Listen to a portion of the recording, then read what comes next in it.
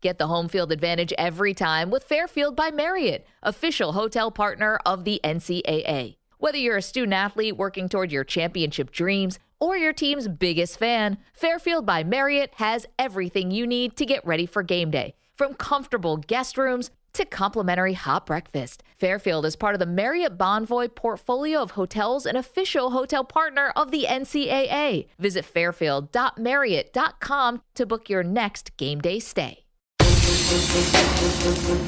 Welcome into The Verge, a show which covers the Baltimore Orioles minor leagues. The Verge is part of BSL Radio. Baltimore Sports and Life is dedicated to analysis and discussion on the Orioles, Baltimore Ravens, and the University of Maryland. The site has a team of writers providing coverage of those teams and houses live streaming content weekly. Join the conversations at the message board, like BSL on Facebook, and follow BSL on Twitter.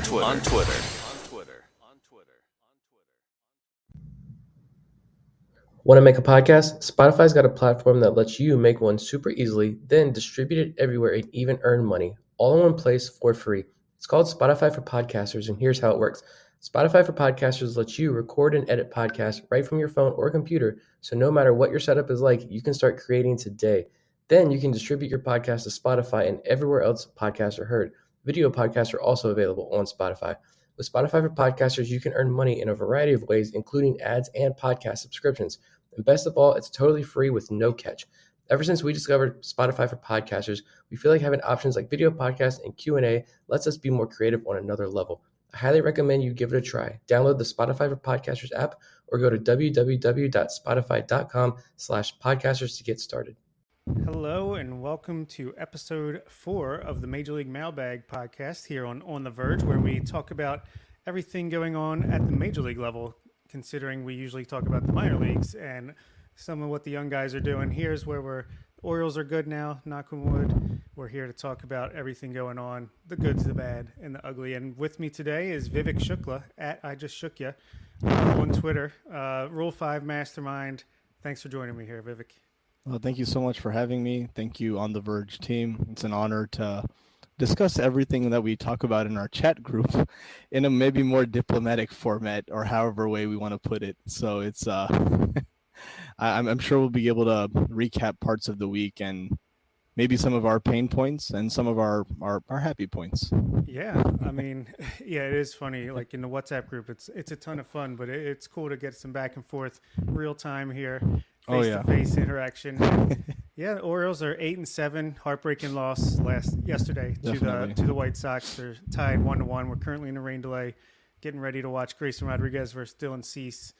But it would be nice to win the series and come back. Wait, no, we're not. We have 2 more road games in Washington next week. But Correct, it would be nice to go into that series 9-7 as opposed to 8-8. What are your thoughts on the season so far? Yeah, I guess on the season so far, I'm happy to be at least at 8-7. I'm kind of a big believer in that, and you've probably seen me post this a few times, where I'd like for the Orioles to get through the April months of being 500. And the reason I say that is we're still not operating at full cylinders right now. The starting pitching, unfortunately, hasn't been able to give length. Kyle Gibson has been the only one, and Tyler Wells, to give us length out of the starting rotation. The other ones are still working out some of the kinks. And I think at 8-7, I'm at least pleased. While we could have had maybe 2 more wins to that total, I'll also say that some of them could have also been blown as well. So it kind of naturally works itself out. There is always that pressure of, say hypothetically, right, if we don't capitalize on some of these easier games, then what's going to happen for the rest of the season?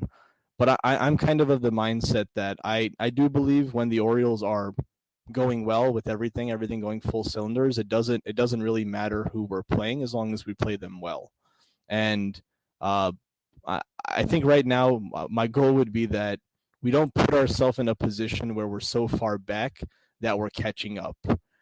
The 7-14 start to last season, I mean, amazing that we went on a 10-game winning streak and we were able to pull it right back. But at the same time, I'm more concerned about, I hope in the May, June, July periods, that's when we're running on full cylinders. So overall, I'm content. I'm trying to be as calm as I can with some of these losses, but right? Players are also human. A lot of mental errors defensively that have been kind of upsetting.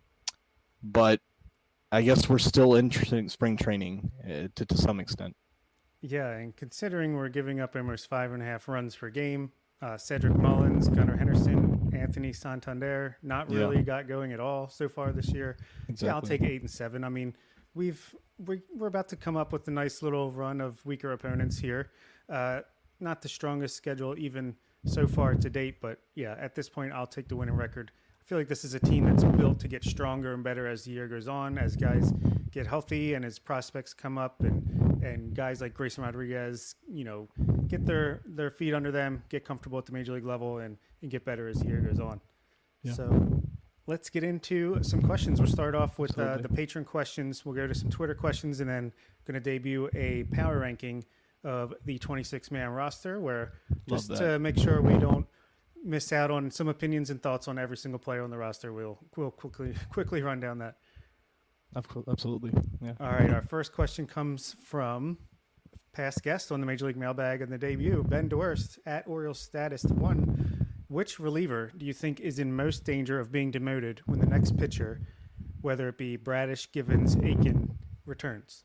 And he lists Logan Gillespie, Michael Baumann, Voth, and Yanier Cano as some options. No, that's a great question. I guess just to start off, it's really, I'll look at it at a more optimistic point of view, right? The Tate and Givens unfortunately not being here makes it definitely tough, because those are two of our more consistent relievers that'll sport that, right, 2-3 ERA, consistent, good K per 9 innings, and they know their stuff.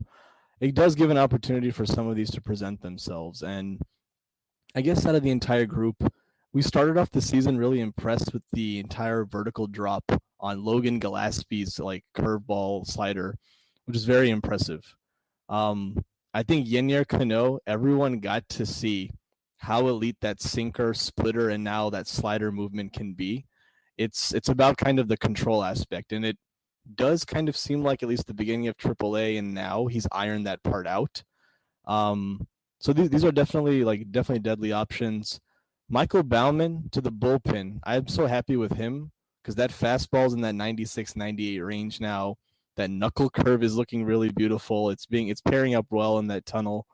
So I guess where does this kind of leave me amongst those? And it may simply be rolling with the hot man. And unfortunately, maybe it's just because it's in my mindset from yesterday, but Logan Gillespie may be the one that gets optioned down, at least in my opinion, given maybe the position he was put into. It hasn't seemed as crisp. I think there was one game against the Yankees where it started off with a few balls, unable to find the strike zone until he was forced to put a strike fastball down the middle, and then got hit pretty hard. So I think this is the beauty of having options and relievers. And once again, I guess for Danny Coulomb, I think right now you could argue, wow, just impeccable signing. I don't know why the Twins again gave him away, and maybe we have an affinity for arms from the Twins, but I think right now my pick would be Gillespie, simply because there's been some inconsistencies. He's has options. He can definitely iron this out. I'm still waiting for him to flash this plus changeup that I heard about. So I would go with Gillespie. Yeah, I would agree. I mean, I think I saw today that Keegan Aiken is expected back from paternity leave on Tuesday. Yeah. I would imagine Gillespie gets sent down at that point, and then when Bradish is activated Wednesday, Spencer Watkins maybe gets sent back down as long as he's not needed. If there's a big time bullpen action on Tuesday, maybe they keep him around for some length on Wednesday as well. But I would expect him to go down next, and then hopefully Michael Givens is back soon. I think that we could use a little dependable arm veteran there. Yeah. But at that point, I would have said Yenier Cano, but man, he looks freaking phenomenal. And between him and Felix, that's a hell of a sinker ball and fastball, swing and miss on a changeup / splitter duo if I ever heard of one. Yeah, no, it's a beautiful pairing he has. I guess it's so easy to look at someone with a 10 plus ERA last year and just completely write him off until you actually get into some of the data and see that, okay, he's got the tools here. And I think, this will probably get debated in terms of the Jorge Lopez trade, for example. Jorge Lopez is a free agent after 2024. Yenier Cano, we still have 6 years of control as he didn't accumulate a first service time last year. Throw on 3 more prospects on top of that. So you can kind of see why Elias made that type of move at that time frame, and still believing that, Yenier Cano, you can potentially be a 7th, 8th inning type of guy for us. Yeah, I mean, there's always a reason the Orioles are claiming or going after a guy, and now we know what that reason is for Cano. We've seen it in action. He came up big in a big spot. Was questionable when the decision was made, but he made the most of the opportunity, and that's all you can ask for. And then you just say, hey, I dare you to send me down because I'm going to be so good that you're not going to want to. Exactly. Yep. So Ben has another question. You can give an extension to 2 Orioles position players not named Adley Rutschman or Gunnar Henderson. Who are you paying, how much, and for how long? Wow. So not Adley or Gunnar. Makes it a little tougher. Definitely. Yeah, I guess the first one that comes to mind, this is probably more of an obvious answer. But I'd go with Cedric Mullins. And in that sense, I think it's a great player development opportunity there, where Eve Rosenbaum talked very much about the buy-in that Cedric Mullins had about focusing and concentrating on one side of hitting. And then it just unlocked an amazing potential of a 5-6 WAR player. And even right now, as he's heating up again, naturally, majority of baseball players are going to be streaky by nature. But still, the value he provides you on defense. I know right now he's a leadoff hitter, but I think maybe that could change in the future. But the defense, the added bonus to steals, we are now looking at a perennial 30 to 40 bases per year stealing, good center field defense and range. And I think, depending on how this year goes, there may be a window there for an extension. And I guess we have this year and then 2 more years of control after this in his contract. I'd probably look to extend him for somewhere around 5 years. And I think this would be somewhere in you'd have to go into the either 60 to 80 million range. And maybe that's underballing it. He may compare parts of his contract to like a Brandon Nimmo, or even right now what the market rate for a Brian Reynolds is going. But I'd be curious to see if Cedric Mullins' home runs numbers could pop up to that 2021 figure. If it's more like 2022, and we keep that in consideration, it almost kind of mimics the Adam Jones contract that was given. 6 years, 85 was his extension. So my first one would probably be Mullins. The second one is hard for me, actually. I'd love to hear your thoughts if you had anyone in mind. Yeah. Yeah, Cedric is a good choice. I think a 4 or 5 year deal there would be nice. Keep him around. I mean, we have some guys like Haskin and Kauser, et cetera, coming up. But, I mean, you know what you got in Mullins. And he's super solid out there. He's like the one guy you can depend on. Even when he's slumping right now, he's not chasing the ball. He's still going to play good defense. So exactly. He's going to steal bases, obviously. So like what you get out of him. I had 2 off the radar ones. I will go with Ryan Mountcastle. Still only 26 years old. And, you know, he had bad luck last year, obviously. A little bit even this year so far. Already, could probably, pull the ball a little bit more to take the luck out of defenders' hands a little bit more. But I just believe in the pure hit tool, the pure hit the ball hard consistently. He's been doing it for quite a while now. I just trust that he could be first base DH, middle of a lineup guy for 5 or 6 years. So why not sign him to a 5 or 6 year deal? I don't know on the money. That's a little above my pay grade right now without really looking into things. And yes. My other one is going to be Joey Ortiz, 10-year deal. I love that. Super cheap. Just keep him here.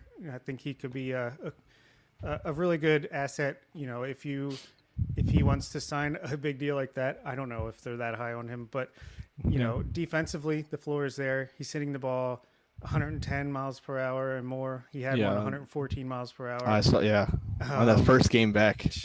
Yeah, I mean, I just think the skill set is there. So if you can scoop him up real cheap for like an 8 or 10 year deal just to keep him around, even if he's not guaranteed a starting role. Just keep that guy, get that glove and that hard hitting ability in Baltimore for a long term. Oh, definitely love those options. I think, if they believe in the glove of Ortiz and that his ceiling is continuing to rise, I mean, I guess it means something to be considered also first available when Ramon Urias is down in concussion protocol. And even part of that, right, Ryan Mountcastle, just I'm so happy for his success thus far, at least the home run lead, the RBI lead, and it's kind of like maybe he's made some adjustments there. I think you and I are probably still thinking about Eve Rosenbaum talking about how, outside of Adley, Mountcastle's one of the most pure hitters. And that was his thing since we drafted him. This guy can hit, but will it be enough? Will it translate? I know they were asking for position players, but I'd be curious if you had a pitcher in mind, because the pitcher that comes to me is, I think there's an opportunity here, if you really believe in John Means, to get an extension done that could be more friendly. Because there's the risk of Tommy John, but man, he is going to be a free agent after 2024. Yeah, that's a good point. I could see getting him on a 3 or 4 year deal. Just while they obviously are an organization in front office that loves value, and if that risk of Tommy John and coming back from that is going to be able to get him on a safe 3 or 4 year deal that could benefit him, get some safety, but also potentially help the team, have him a little bit cheaper than you would have expected like a year and a half ago at this point. Or again, if you want to scoop someone up super early for an extension, Grayson Rodriguez or DL Hall would be options, I would imagine. I love this question because I know Oriole fandom right now is screaming, please just extend somebody so we can build around and feel happy about. I'm like, at this point, give Adley a lifetime contract, partial ownership stake. Just make it happen. Keep him here forever. Definitely. All right, next question we have from Zach Spedden, one of my co-hosts, the host of the podcast. Yes. If after a couple months it's apparent that Cedric Mullins will hit like he did in 2022, how would you handle the leadoff spot? Would you mix and match or look for a fixed option internally or externally? Yeah, great question. I think I've probably started hinting at this in the group chat, but I do think there are better on-base capabilities, and maybe part of Mullins being at the beginning is that if he gets on base, it's an immediate threat for Adley Rutschman, who works counts so beautifully. But then you also have the stolen base potential there, so you could be on second base with 0 outs. And then from there, you limit the possibility of any double play. And I get all those factors, but I'd really like for more opportunities to be given to Adam Frazier. And even to that extent, occasionally Terran Vavra. And maybe, Terran Vavra being in the 9th hole kind of sets up for the top of the order to come on. But I'm just really curious. We haven't seen even Adam Frazier in a leadoff spot just yet, because I'd have to check back the numbers as to where he's batted before, but I swear I remember him leading off for the Mariners a few times. I know he's led off for the Pirates before that whole time frame when he was drafted by that team, and he works counts. He and Adley are the two that currently have more walks than strikeouts thus far on your team. And if you just imagine going through those two first hitters, exhausting a pitcher with all your pitch counts, and then finally, okay, we'll walk Adley or whatever to get to Ryan Mountcastle. It's that whole scenario over again. And who really works those counts well? I'm really surprised we haven't seen Adam Frazier yet in the leadoff spot. Yeah, it's a good point. He's got the bat control. He's going to take walks. He's not going to strike out. He's going to hit for some average, and he's going to take a lot of pitches. I think that's something that the Orioles have done really well altogether as a team this year, is take pitches, get base on balls, get on base, and the offense has excelled because of that. I'm actually going to surprise myself a little bit here, because I've been saying that Mullins, while a great center fielder, a great base stealer, a great hitter, was never really the best leadoff guy in my mind, just because the last couple of years he's had about an average to slightly below average walk rate, 8.7% in 2021 and 7% last year. Yeah. I thought he swung too much, was too aggressive, and didn't walk enough to be a leadoff guy. So I thought, Gunnar Henderson, once he's out of the slump, would be a good option. Frazier, Vavra, a guy like that would be good. Even Adley, if you don't mind, not the best speed at the top of the order. I think he's a perfect 2-hole hitter. But in fact, this year, Cedric Mullins, while he has been slumping to start the season, he is leading the team in chase rate, even better than Adley, better than Gunnar. It's 88th percentile chase rate. His walk rate is 91st percentile, 16.4%. Obviously, it's not going to stay that elite, I would imagine, but just reminds me of Anthony Santander last year, where it's like we've seen a full offseason now of these hitting coaches implementing the swing decisions. You've seen Austin Hayes not chasing as much. You've seen Jorge Mateo not chasing him as much, and then you see Mullins, the same thing. So maybe it is Mullins after all. If he can get that walk rate up and continue to hit for some pop like he does, he's known for. Maybe he is the leadoff guy after all, and I was wrong. Well, I wasn't wrong, but he's changed course and made it right. Yeah. Even just recently, I mean, he generated so many walks yesterday, and maybe that's just because a lot of the White Sox bullpen is heavy velocity but zero control, And he's 11 walks to 12 strikeouts right now. I think Frazier is like 6 walks to 2 or 3 Ks right now. And even Gunnar Henderson's got about 12, 13 walks of himself right now. So it's kind of like what we saw with the pitching, right? From 2021 to 2022, the Holt effect took about a year. And now from 2022 to 2023, Borg, Schulte, and Fuller are now having that effect where you're going into at bats like you don't need to force any swings. Like you just sit and find your pitch to do damage on, and we're seeing that right before our eyes.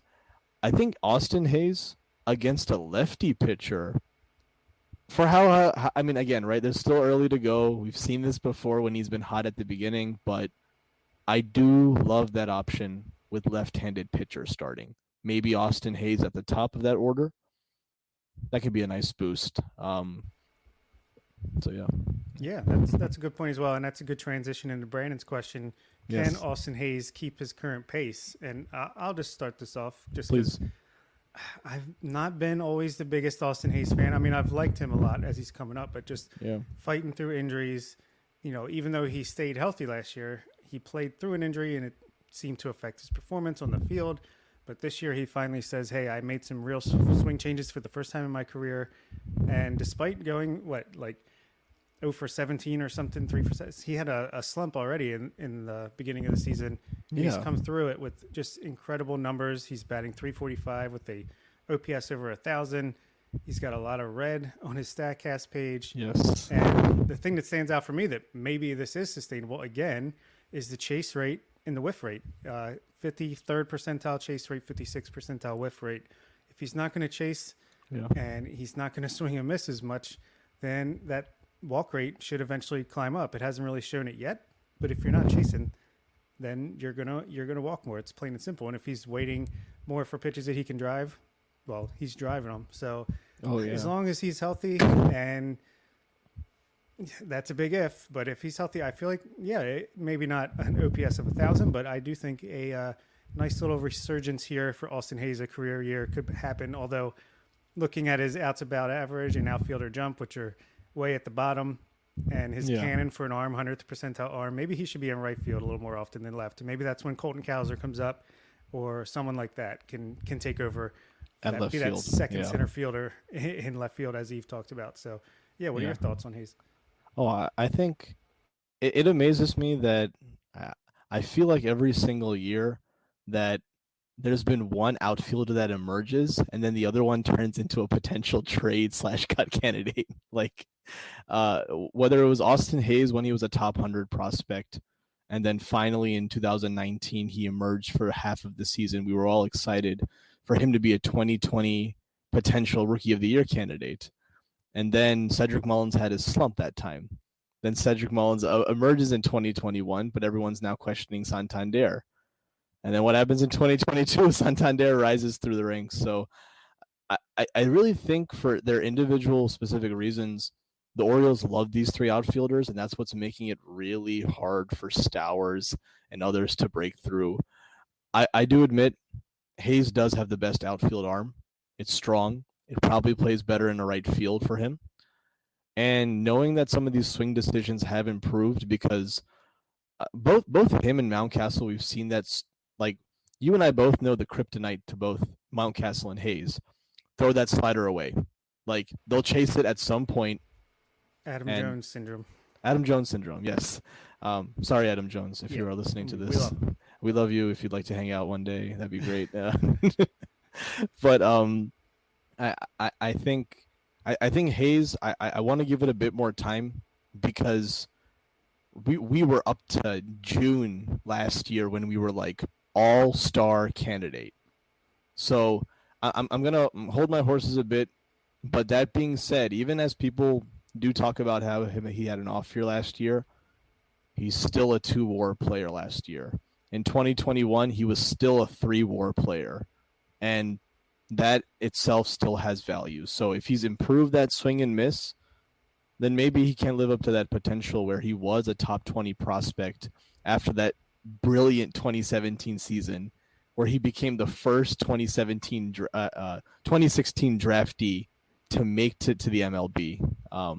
So I think he's definitely capable of a better version of a consistent 3 to 4 WAR player, but I'm going to be a little bit patient on waiting for it. Yeah. Before I declare the Zach Neto of 2017. So oh my God. Yeah. Oh, the Angels, God. Now let's just continue along these lines. Cannon has a question. Who do you consider the best defensive outfielder in the minors? So if we do move Hayes to right field and we do want that second quote unquote center fielder for left field, whether it's short term, long term, who is that for you? Wow. That's a great question. I thought about this for a while and I probably need to watch a bit more video, but I guess if I had to say best center fielder or outfielder in that capacity, he's probably not ready yet, but I don't see any issues, or at least reports talking about issues with Judd Fabian. And maybe this is a guy that, again, we've heard about the great 60 grade arm. We've heard about the 60 grade power. And then his knock has been the swing and miss. But he's improved the swing decisions now to a point where we feel he could still be a 2020 potential candidate with an average showish batting average and whatnot. But I thought about Haskin, and I think there were maybe a bit concerns about maybe the arm potential there. In a left field, if there's a deep drive to left field and he makes a catch, will you have the arm to be able to back that up and close off a runner at second or third from stealing? So I then went along with John Rhodes, and I wasn't really sure much about the arm strength just yet or the mobility. I do think Heston Kjerstad's a corner outfielder. And then as I keep going down, I think of who is really those true center fielders. I have to watch Dante Williams a bit more to fully kind of gauge his range and arm. But I think from everything I've seen report-wise, I don't think there's any doubts of Judd Fabian being that center fielder type. So I'd probably right now prematurely go with Judd. But I'd love to hear yours. Yeah. Yeah, Fabian was my pick as well. Obviously, he's not going to be Major League ready this year, but the defense was never in doubt. Same with his power. It was defense and power. Is he going to hit enough? Is he going to walk enough? And he has obviously walked more. But, Cowser, another option. There are some questions whether he can stick to center field, but I feel like there should be no question that he could play left field at Camden Yards. I feel like he's got a strong enough arm. Yeah. Gets great reads on the ball. I have noticed that watching him in person. Haskin, haven't seen him in person much, but I do think he can play center, so he should have no problem playing left. And John Rhodes, the mobility might be a question because he's a big guy. He's an athlete, and I've seen his arm. His arm is plenty good. Okay. But I'm not sure about the range just yet. So I think I'd go Fabian, then Cowser, then Haskin as my top three as well. Yeah. So. And I think even to that question, it does really help kind of explain a bit for maybe the McKenna haters out there as to why is he maybe on the team. And there could probably be a whole McKenna Stowers debate. But Stowers really is kind of that fill in the crevice any outfield spot. So Yeah, still hoping he gets a nice run at some point this year or next year, or even with another team. I just feel like he's got a skill set that should be able to play at the major league level for somebody. 100%. Yeah. Tulsi has a question on a different path. Curious to get your thoughts on Anthony Servideo. How has he looked so far, and what do you see for his future with so many middle infield prospects in the system? For me, he's still in Low A Delmarva, and he was drafted in 2020, the shortened draft. So obviously injuries have been a concern, but he's got to get past Delmarva. I feel like I'm glad he's healthy. I'm glad he's playing. He's walking. He's a walk god, no doubt about it. But he's just got to put up numbers, and he's got to stay on the field. And until he can get to high A or double A at some point this year or next year, then I don't think much of him other than he's got potential. If he can stay healthy and perform to his capabilities, he's got potential. He can field, he can run, he can walk, but can he hit? We have to find out. And can he stay healthy? No, 100%. You probably know how I'm going to address this question from which angle, but Anthony Servideo actually led all of 2020, that shortened season in WAR for college. And it was a great steal, at least that third round, to get that potential. His power had increased. He already had hit 5-6 home runs, which matched Kerstad before that 2020 season ended. So he was on a great pace, and I think there's that potential. But at the same time, right, you're in Delmarva now, and if you look at some of the rankings of all those different shortstops that are in that position, it makes it a bit hard. And I think there's like a sweet spot for which this could be managed. I think he can certainly grow within the organization.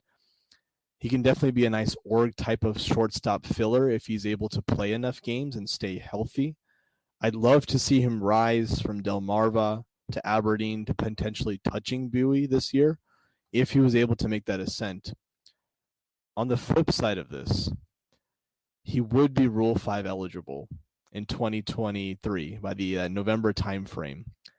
And if it's a similar move that was made with Daryl Hernandez, I could also potentially see a deal being done where if we're not going to be able to protect him, and if people still value that he can at least play an elite defensive shortstop, but even if he's injured, you might be able to stockpile him for about 90 days before activating his options.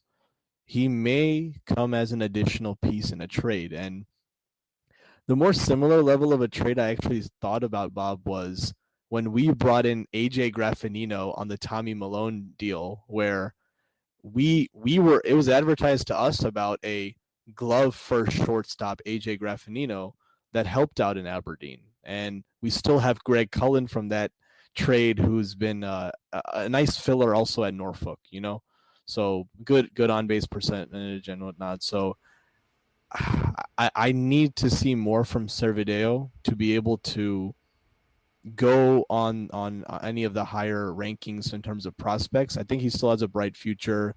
He does have Baltimore ties because of his grandfather playing for the Orioles.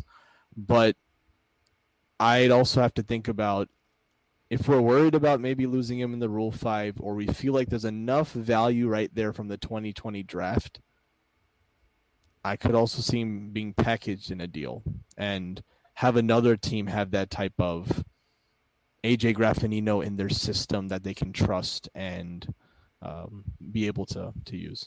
Yeah, that is a great comp. AJ Graffinino, I can totally see that because he had a lot of injury issues as well, walked a lot. So, yeah, I like that. Yeah. Let's see. Kevin Brown says, if you were stuck on a desert island and could only have one person with you between Hyde, Elias, Sig, or Matt Blood, who are you picking? We can make this one quick. Sure.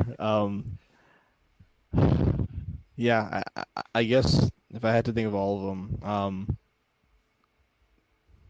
you know what? I think I'm going to go with Hyde. And I was thinking about Sig for a while, but it was down for me from Sig and Hyde. I guess from a Hyde standpoint, I love he has seen an entire rebuild.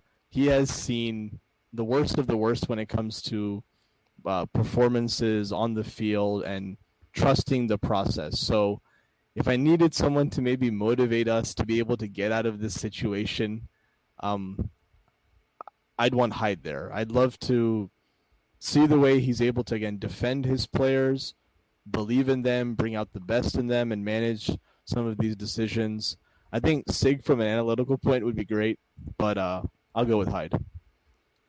Yeah, Sig was my first thought as well, but ultimately I'm going to go with Matt Blood. Nice. First of all, probably going to die. Might as well talk about minor leagues. I'm a minors guy.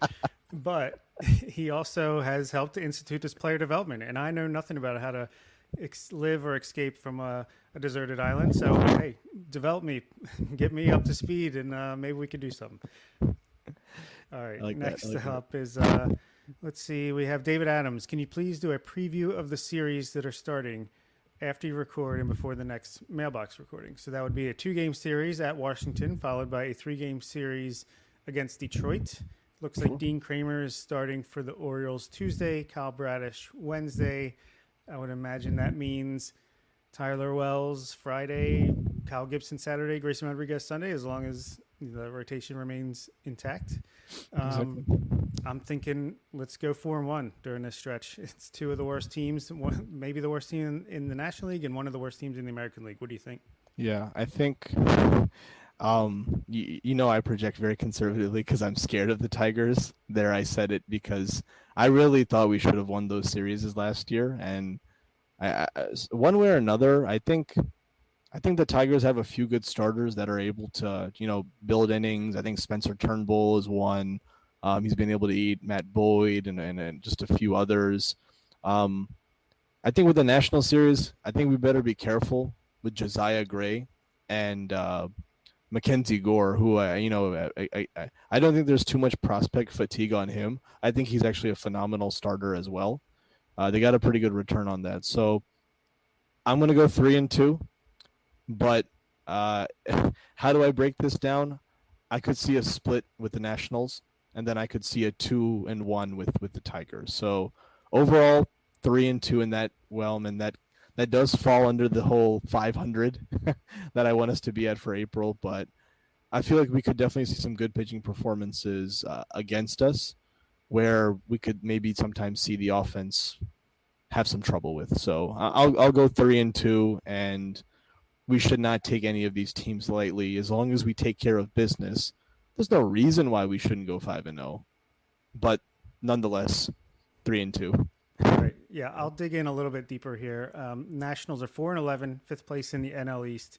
Yeah, I think we are facing is Josiah Gray and Mackenzie Gore back-to-back Tuesday and Wednesday. Is that correct? Yeah, that's actually the fun one. I just love how it's like the 2 Dodgers prospects going against each other. Dean Kramer and Josiah Gray. So it's like right. One you got Manny Machado and the other one you got Scherzer. So Yeah, Josiah Gray's got a 4.32 ERA after 3 starts. Mackenzie Gore a 3.00 ERA. So that'll be fun. That'll put some tests to our bats. Offensively, they do not have a good lineup.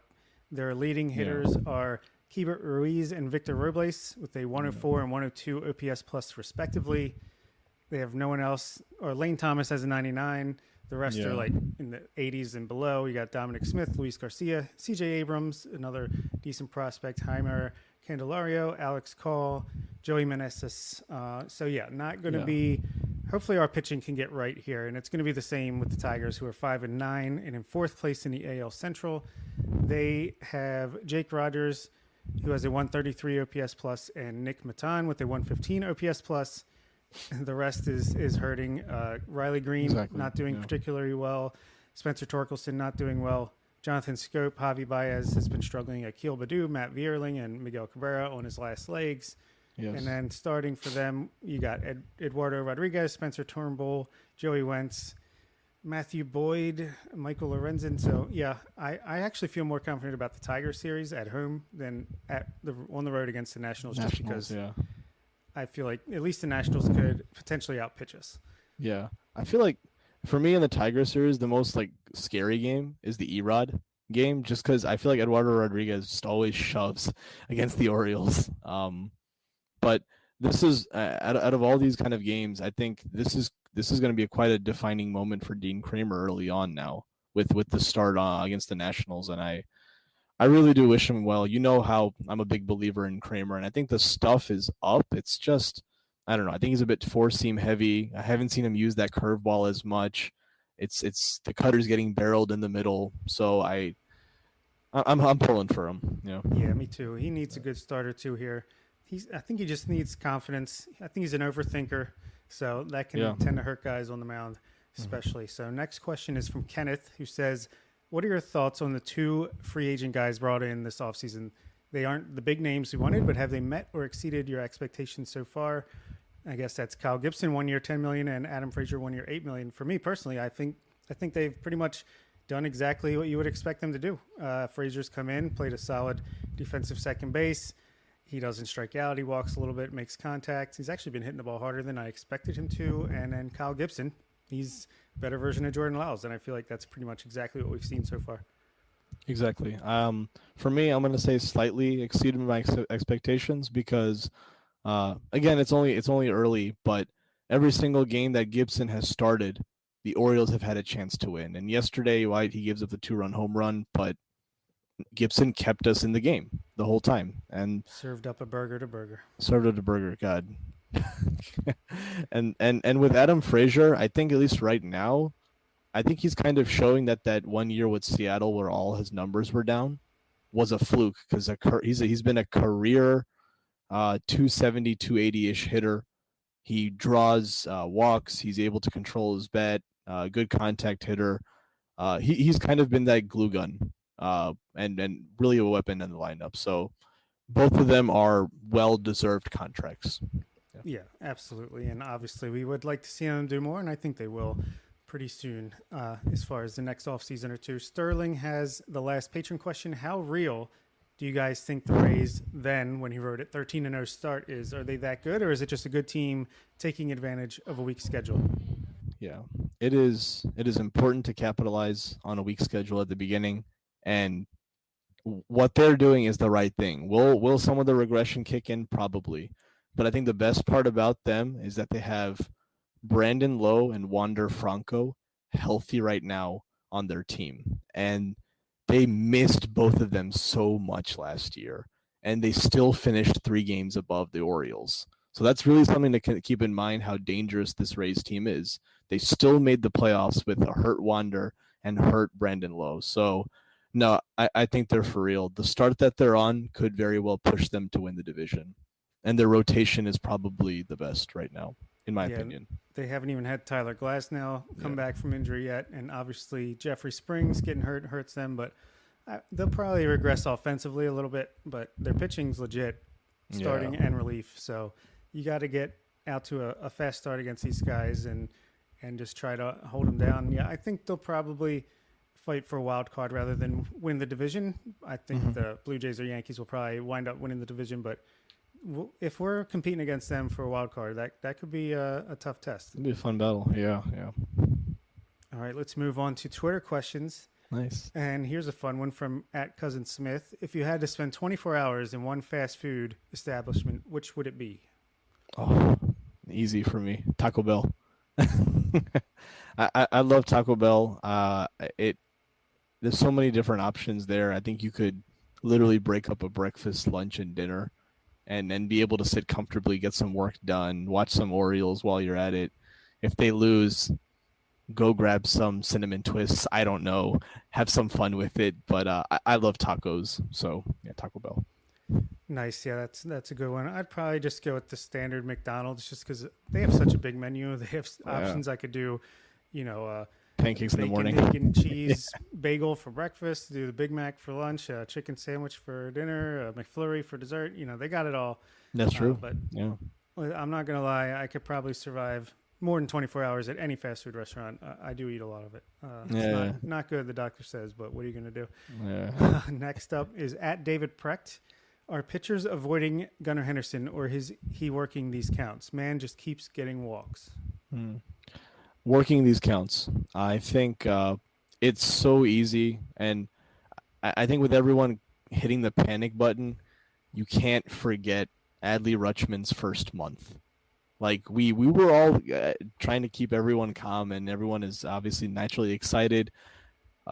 Prospects will struggle regardless. The Orioles gave Ryan Mountcastle's first 2 months in 2021. If you guys go back to this, he's a sub-200 hitter. And he finished that season with 33 bombs. This is all part of the adjustment process. And for a rookie to struggle this much and still have a 350 OBP, are you kidding me? Like this is kind of unheard of in a way. So I think for Orioles fans, I'd like to just put one caution out there. Don't feel so much stress about Gunnar winning the Rookie of the Year or whatnot. What he's getting right now is going to pay dividends later on. This exposure he's getting is, right? So Rookie of the Year sometimes can be subjective in terms of the voters and whatnot. So what he's getting right now with 2 weeks into the season and having this many walks, I'm not worried. Like, I think by June we'll be pleased. Yeah, I agree. This, if anything, I mean, just looking at the metrics, this screams slump. He's still hitting the ball hard when he makes contact. He's just hitting it into the ground too much. He's 98th percentile walk rate. He's not chasing the ball, 79% chase rate, 79th percentile chase rate, which is good. And he's just, it's a timing issue to me. Like he's just, you can tell he's just behind or just ahead. He's not swinging at many balls in the zone, only around 50%. And I don't know. I just think you're going to slump no matter what. But if you can slump and walk during your slump, that's better than swinging at everything and having a miserable month or so, a few weeks. So I'm pretty confident this kid is a hard worker. He's not going to just give up. Like this guy, not at all. He's got swagger. Hasn't seen it in a few weeks, but once he gets that confidence back, I have no doubt. Once things click, that he's gonna take over when Adley slumps, or I don't know if Adley can slump, but when one of these guys like Austin Hayes isn't hitting as well, you're gonna see Gunnar take over a little bit. Yeah, it's good to see everyone's picking themselves up. Some slumps happen, and the rest of them are taking care of its natural course. Yeah.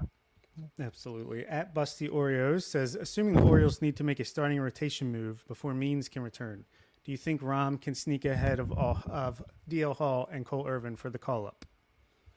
Wow. That's a great question. I find it hard to see Rom jumping ahead because I really think they want him to stay the full season at AAA, build those starts, and then compete for a rotation spot in 2024. Could I see a spot start because of how the schedule lines up? I think we were all pretty surprised to see Grayson Rodriguez get the start, even though it was the most logical thing to do. But he was in the next column. So could I see it happen where an injury happens and then Rom was the next up technically? Yeah, he's on the 40-man, so you could make that move technically. So yeah. I had the same exact answer. Yeah, I don't think he could really leapfrog those guys as far as from a performance standpoint, as far as a stuff standpoint. But hey, if you need a spot starter and he's available, he's on the 40-man. He's a solid pitcher. He's putting up good numbers. Of course, you could throw him out there. So yeah, I could see it, him making the majors before them, but not because of him leaping over them. You just needed a guy that day. Yeah, exactly. Here's a question at Zero Ravens. Who do you think the Orioles will draft in the upcoming draft? That's easy to call, right? 17th pick overall. Oh yeah, dude. This far got it locked up already, dude. I'd be lying if I didn't say I've been monitoring on the side just a few options and names, and I would love a pitcher, but really right now the top 4 pitchers are Paul Skeens, Dollander, Hurston Waldrop, and Rhett Lauder. And then there's a few names after that can certainly draw on Watts Brown. I do think we'll still go with the hitter because I think there's a great hitter class. And if I had to name just a few that I've been looking at, if he drops enough, Colton Ledbetter seems like a nice name just from Mississippi State. Mason McRae loves him in terms of his exit velocities, his swing decisions. Another one that's just been fun to watch is Brock Wilken, Wake Forest, because he just hits with immense power, plays a decent third base. Again, exit velocity monster. I think he could really be someone we pursue, at least in the draft. But it would be a nice college polished hitter for 17. But I could also be surprised. I saw a few mocks of the Orioles taking Noble Meyer, who is one of the most elite high school arms right now with upper 90s velocity. So yeah, that would be a fun pick. I think the Orioles are safe to do a risky pick here. Will they do it? I'm just not 100% sure. So yeah, if I had to gun to my head, college hitter. Yeah, I would imagine left-handed college hitter like maybe Matt Shaw from Maryland, or Yeah. let's see. I'm just looking at the Baseball America because I have not necessarily been keeping up with things, but I saw I saw something. Walker Martin, high school shortstop, has a home run in 9 straight games. Yep. So maybe that's an option, but yeah, it'll probably be a position player, most likely college, and we'll love him in like 6 months. So Exactly. it'll be fun, but it's not having a top pick. It's a lot harder to predict these things. Yeah. It is fun to watch who will drop, though. I think that's going to be my excitement. Like, oh, he's available now. Okay. Yeah, exactly.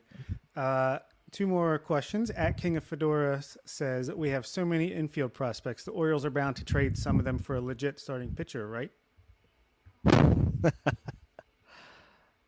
Right. I of course. There is really something I haven't really figured out yet about the regime, and maybe this is just to be determined later on. But I would say I still remember Elias's interview last year where, yes, I envision a scenario where we're shipping out 3 or 4 of our prospects to be able to get an elite starting pitcher. I do remember, Elias mentioning that, and that is naturally part of it. We capitalized on Darrell Ernaiz because he's going to be Rule 5 eligible in 2023. And you brought in Cole Irvin that has 4 years of control. Yes, it hasn't panned out just yet, but you have an option. You can work him out, and he still has those years of control. So that's certainly doable. I don't know when the trigger itself will be pulled on some of these players because right now they're showing a loyalty to Ramon Urias, Jorge Mateo, that are actually contributing to our major league team. And they're also trying to balance that with the risk of putting any rookie in a scenario where they have to then be the sole providers in their specific position. So I think everyone this season is going to get such good AAA seasoning time. And if I don't see the trades going out this deadline, I think the next winter, this coming winter, is when we start seeing more of the bigger names being shipped. Yeah, I completely agree. I mean, I think I made this point coming into this offseason, that we're easily set up that we could trade some of these guys for a starting pitcher, but there's really no rush. I mean, they still have plenty of seasoning to go at AAA, and they're not going to lose value by continuing to put up numbers there or even coming up to the majors for a spell. Even if they don't perform amazingly, they're not going to lose their value. And we know Elias and company are not going to force a trade. They're going to wait for the right deal to come along, and they will. Eventually it will, but it just hasn't happened yet. And there's really not a huge rush because between injuries and underperformance, you're always going to need more depth and more guys down there. So last question we have is at MD Sports Mashup. Other than Jackson Holliday, who is an under the radar guy on Delmarva who will make his major league debut first? Wow. I could go first. I have please, the roster pulled up here. Thank you. Creed Williams hit another home run, his 4th today. That is an option. Sammy Basayo has been lighting up the world at 18 years old for them as well. A catcher, first base, DH. He had a double today. I feel like an under the radar guy though could be Elio Prado. I've been really impressed with him. Yeah. He's finally healthy. He's just looks really solidly built. He's still only like 20 years old or 21 years old despite the Orioles trading for him 4 years ago. Just feel like he's a well-rounded guy who can hit for a little power. He can run, he can field. So that would be my choices. I think for me and Delmarva, I have 2 specifically just from the 2022 draft, just those arms. I like the Reese Sharp's fastball and his I want to say it's a curveball or a slider, but it's also like a 55-60 grade coming from the draft, and he's got a lot of swing and miss. I think control is his biggest problem right now, but as is for anyone starting off. I think there's enough swing and miss there from Reese Sharp that over the next 2-3 years in the system, he could just turn into a bullpen arm. And just for fun, I just want to see what comes out of Jared Beck. Like if Right. We know he's 7 foot, and that shouldn't only be the reason why he obviously moves up. But I think there's enough control, deception there when the curveball comes from just that height and that angle, that it's interesting enough that he could weaponize it a bit to be able to get hitters out. So I go with Reece Sharp first, but yeah, I think Jared Beck, let's see how he pans out in the next few years, and maybe he's a fun 7-foot option. Certainly would be a sight to behold. You couldn't miss him out in the bullpen. Oh, that's yeah. for sure. Yeah, that would be fun. All right, so let's get now to the power rankings. And Yay. I guess how we could do this is I'll start at the top, and you can try to guess who's going to be my next person, and then we'll each give our quick thoughts on each guy. So Sure. Who do you think is my number one in the power rankings? Dadley? Dadley Rutschman? Oh, yeah. Father. The father. Adley Rutschman, number one, of course. He's doing it all. He's played in every single game. His bat is too valuable to leave out. He's walking. He's hitting for power. He's not striking out. He's playing good defense. Of course, it's Adley. Yeah. Probably number two. I don't know. Ryan Mountcastle? No, I have Austin Hayes, number two. I like that. Okay. Defensively, maybe that's a stretch, but I just feel like the bat is playing up in a big way right now. And he's been, if you take out that like 4-game stretch where he didn't have a hit, I mean, he's probably like Luis Ariz, almost batting 500. So yeah, agreed. And I think that first game, that was just the first game he went 0 for 5, and then after that, was it the second game he went 5 for 5? Yeah. So it kind of like nullified everything. Yeah. Right. Yeah. Number 3, you got any ideas? Ryan? Nope. Oh wow. Okay. Felix Bautista. Oh, how could I? He's been so unfair to me. Like, I mean, he had a rough first outing or two, but he looks like peak Felix right now with the 100 to 102 fastball up in the zone and a ridiculous splitter that just falls off the table. Yeah. So he's definitely. I loved how someone, I forget, on our group chat brought up the amount of respect the Chicago White Sox broadcasters were giving to Felix. Like, that's just not fair. Like, you've got some of the most elite pitches right there. It's 15 strikeouts in about just under 7 innings right now. And I think if we had to put it, Adley and Felix right now look like our 2 clear all-star reps. Yeah. Yeah. Yeah, and if he's going to be pounding the zone like this, I mean, it's over for everybody. Yeah. So, all right, number 4, it's not Ryan again. Wait, I was just about, okay, yeah. Jorge Mateo. Yeah, how could I forget? I mean he's hitting the ball extremely hard. I think he's got 112.4 was one of the exit velocities he had yesterday. Obviously, he's playing great defense. He's even walking a little bit. So it's been fun to watch. If he can sustain this at all, then Mateo is the man. Agreed. I'm going to be completely honest. I was really low on Jorge Mateo going into the season, and that was because a lot of his WAR was attributed just from the defensive standpoint, and even sometimes defensive WAR is suspect. But the steals and this offensive production, I think we were all asking for if you could just be a little bit better on offense.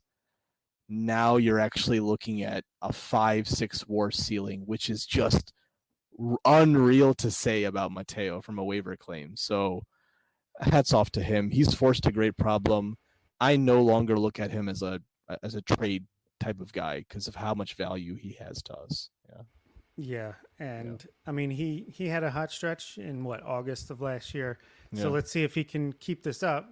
But yes. Early returns are good. Are good. You're right. Ryan Mountcastle is number 5. Hey, we made it. He's been slumping a little bit. He's still hitting the ball hard, but the batting average has come down a little bit the last few games. So he dropped a few spots, but yeah, he's been great. And those scoops that he missed, that kind of cost us the game yesterday. Yeah. So. Unfortunate. Yeah, I think still some things to be ironed out, but he's on pace for a 30 home run, 100 RBI season. So you got to love that from a young 26-year-old. Yeah. Next up is number 6. The top 5 was fairly easy, I would say, in some kind of order. Who do you got for number 6? It could be a surprise. All right, surprise. Is it Danny Coulomb? It is. Oh, yes. I mean, he's been ridiculous. It's Cionel Perez and Richard Blyer had a baby, and it's Danny Coulomb. Danny Coulomb. I love it. I'm. This is one of the most sneakiest picks ever, where everyone was just like, "What? We won't put any of our pitchers," and this happened right after the Grayson decision, which only pissed off people even more. So, Yeah, Danny Coulomb, I love the way he delivers. I watched one of his first starts. It was a little bit Kershaw-esque in a way in terms of how he has some deception going. Nice vertical break on his curveball, the sweeper that's moving in. It's any hitter is just going to feel uncomfortable against him, and he's shown that. So great pickup. And great it pickup. seems like it's for real because the stuff plus numbers, his fastball is a little bit above average at 104. Then his slider and his sinker are both in the 120s. So all red on Baseball Savant. It's all good. Number 7 is another hitter. Actually, number 7 and 8 kind of go together. So it's Adam Frazier 7 and Kyle Gibson number 8. Oh, I love that. I mean, yeah, the two free agents that we brought in together, these really have stood out. And Gibson attributes to 3 of those wins, obviously, at least. And Frazier's just been so steady in those clutch situations. So, no, the early returns for these two, good signings. Yeah. Number 9, I have another starting pitcher, Tyler Wells, who's been kind of like Gibson and able to get some depth. Maybe he runs out of gas a little bit, but he's been super solid. He saved that game when Bradish went down early on and volunteered to come in and pitch 5 shutout innings. So Tyler Wells is in my top 10 at number 9. Yeah, he again for me as a Rule 5 lover, it is immensely hard to get a starting pitcher from the Rule 5 draft. Like in general, even get a starter, and we've got Anthony Santander and Tyler Wells. So, I apologize for at least at the beginning of shouldn't Rodriguez replace Wells? Now we're like, dude, Wells is our number 2 guy right now. Right. We need him in the rotation. Yeah, exactly. Yeah. Number 10, I got Ramon Urias. Hopefully he's doing okay, still in concussion protocol. Oh, yeah, that was scary. As excited as I would be for Joey Ortiz to get that opportunity. I don't want it to be coming at the expense of someone getting hit in the head like that. But he's been super solid, pretty much the player we expected coming into the season. I mean, I think we've been so impressed with the third base defense. I'll never forget that game-saving play against the Yankees on that opening day where just wonderful. I mean, his story has been great. He earned that Gold Glove, and even though he's not playing every single day, just an immense value. It just deepens the rest of the team. Yeah. Number 11. This is going to make some people angry, especially Matt Winter, but it's Brian Baker for me. I feel like his stuff has been incredible. He's had a few flare-ups here and there, but man, he gets fired up on the mound. I get fired up watching him, and he's still got that potential where, he's going to frustrate you sometimes, but he's fired up guy embodied into a pitcher on the mound. Yeah. Perfect. Yeah. Nothing much to add. Just Brian Baker is, I'm happy he got the jitters out. Yeah. Number 12 for me is Grayson Rodriguez. He's got an up arrow with the bullet, could easily be top 10, top 5 on here in a few weeks if things continue to go well for him. Agreed. I mean, one really good start, or one solid start, a bit of a shakier start, but in both games, he kept us in the game. And that's all you really ask for from starting pitching.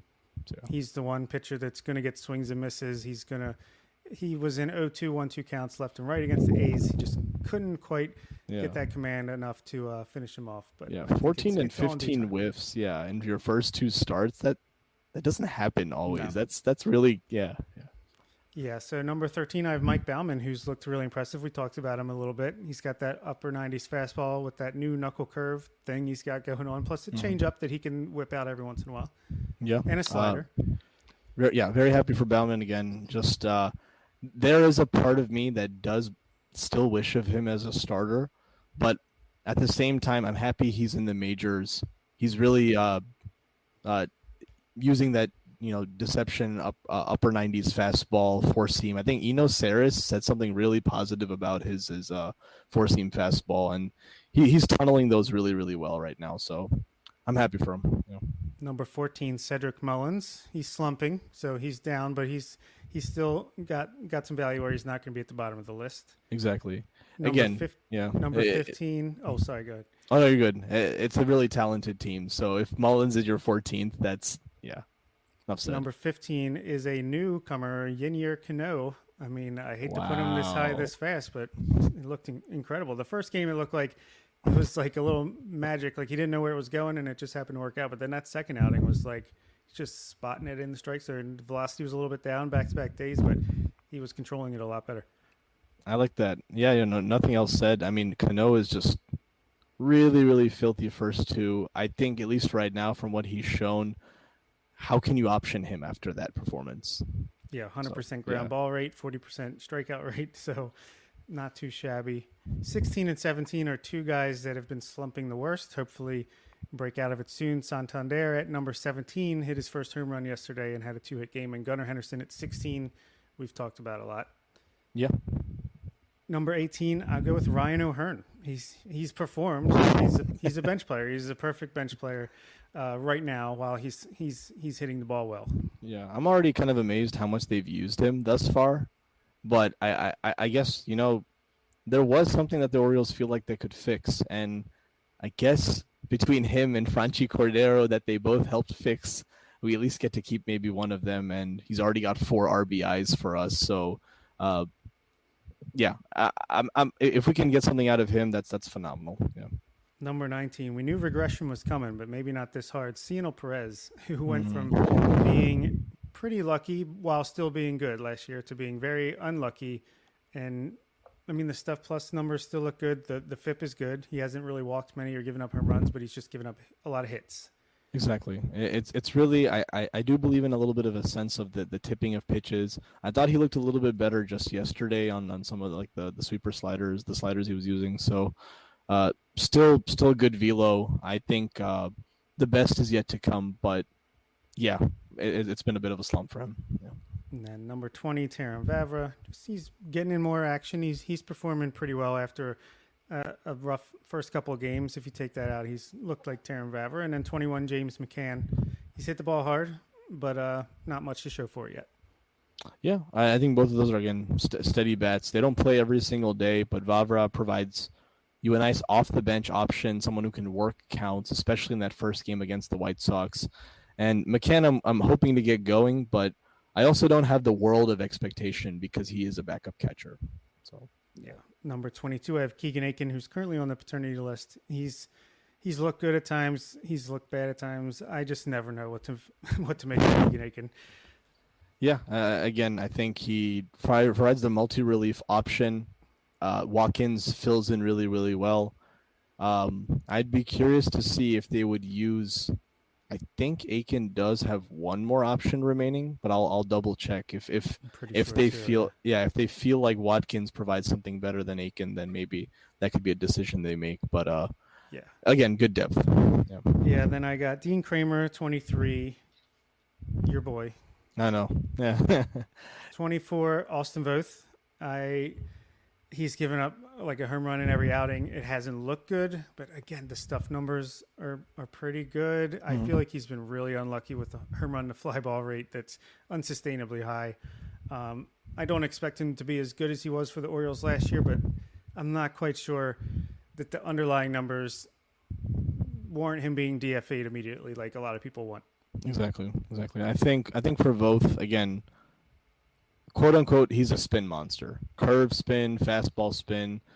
We've seen him do starter work last year. He would almost certainly get claimed if we DFA'd him right now, just given the performance he had last year. So I think his leash will probably be through April and parts of May. If there is an improvement in May, then we're forced to make a decision in June. And as for Dean Kramer, I would hate to use that option by any means, but this national series is really going to be a litmus test to then asking yourselves, are we better running Watkins into the rotation or even DL Hall? So, or Drew Rom, as we've heard. Or Drew Rom, yes. 25, I have Ryan McKenna. Still pretty salty about the drop fly ball. And he is who he is, but yeah, he's the end of the roster type guy. And then Logan Gillespie, 26, the end of the roster type pitcher. And then I just have notes on Spencer Watkins, 27, Cole Irvin, 28, because they're kind of on, kind of off. No, exactly. I think for those two, again, McKenna fulfills his role as a fourth outfielder, despite what happened in Game 2. And at the end of the day, I've kind of learned to not fault, again, McKenna for it, because it could happen to any one of us. Right, Bautista did himself give up a home run to Adam Duvall, so it's kind of also like it's not completely just on you. And with Gillespie, even if he does get optioned, he's not anywhere in a DFA territory for me. He's like, okay, look, you have some things to still work out. You still have options. That's the beauty of options. Maybe we bring up a Vespi one of the days, and there's still enough stuff there. And I'm once again, I'm waiting for that plus changeup to show up that I'd heard so much about. Yeah, I mean, the stuff looks better than it did last year with Logan, and especially early on, I was really hyped for that curveball he was showing. Fastball's velocity's up a tick or two. So yeah, I still have faith that he can find something. They put him on the 40-man a couple of years ago for a reason. They believe in this stuff, and it's just about putting it together. And it's hard to break through at the major league level. It is. But it's great to have all these players on options. I think sometimes even if a player gets optioned, it's not supposed to be looked at as something bad. It's like, we need a fresh set of arms. Let's get someone else a look. It's not removing you from the roster by any means. You know, you're still part of the team. You're valuable. But imagine if we had a scenario where we didn't have optionable players and you were stuck with all these free agent reliever options. Right. Then you'd just be like, I have to DFA someone now to make room. Yep. So, yeah. Yeah, we could get a Vespi or a Crable up here. So he's been pitching well in AAA. So, yeah, Vivek, this was a lot of fun. Thanks for joining me on this fourth edition of the MLB Mailbag. Absolutely. Thank you guys for having me on the Verge team. This has been very cleansing to talk about the season. So hopefully next time we get to talk more about some wins. Yeah. Absolutely. Yeah. So we'll be back Tuesday night this coming up week to talk about some more Orioles baseball in the minor leagues. I think we're going to focus on pitching, talk a little bit about Grayson's performance so far, DL Hall, and all the other arms, Trace Bright, Cade Povich, et cetera, et cetera. So cupboard is full. We'll talk all about it. Thank you for listening, and we'll see you next time. That'll do it for this week's episode of On the Verge. Be sure to check out our Patreon page where you can help show your support for the show and get bonus content, including monthly top 50 updates to our prospect list and daily game recaps during the season, and much, much more. The U.S. Border Patrol has exciting and rewarding career opportunities with the nation's largest law enforcement organization. Earn great pay with outstanding federal benefits and up to $20,000 in recruitment incentives. Learn more online at cbp.gov/career/USBP.